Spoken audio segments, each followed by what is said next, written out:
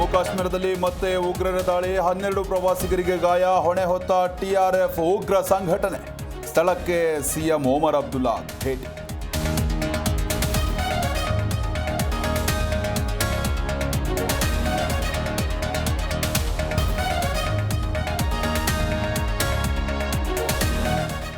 ಕಾಶ್ಮೀರದಲ್ಲಿ ಮತ್ತೆ ಉಗ್ರರ ದಾಳಿ ಪ್ರಕರಣ, ಪ್ರವಾಸಕ್ಕೆ ತೆರಳಿದ್ದ ಶಿವಮೊಗ್ಗ ಮೂಲದ ವ್ಯಕ್ತಿ ಸಾವು, ರಿಯಲ್ ಎಸ್ಟೇಟ್ ಉದ್ಯಮಿ ಮಂಜುನಾಥ್ ಮೃತ.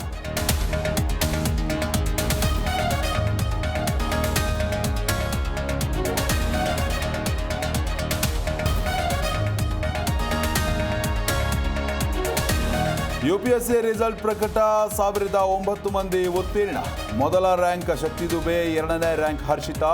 ಕನ್ನಡಿಗ ರಂಗಮಂಜುಗೆ 24, ಸಚಿನ್ಗೆ 41ನೇ ರ್ಯಾಂಕ್.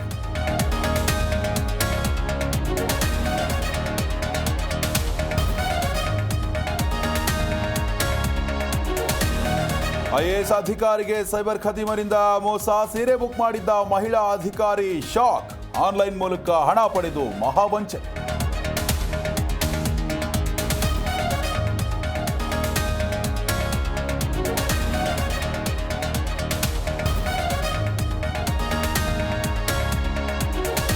ದರ್ಶನ್ ಅಂಡ್ ತಂಡದ ಬೇಲ್ ರದ್ದಾಗುತ್ತಾ ಇಲ್ವಾ? ಸುಪ್ರೀಂ ಕೋರ್ಟ್ನಲ್ಲಿ ಬೇಲ್ ಕ್ಯಾನ್ಸಲ್ ಅರ್ಜಿ ವಿಚಾರಣೆ ಮೇ 14ಕ್ಕೆ ಮುಂದೂಡಿದ ದ್ವಿಸದಸ್ಯ ಪೀಠ.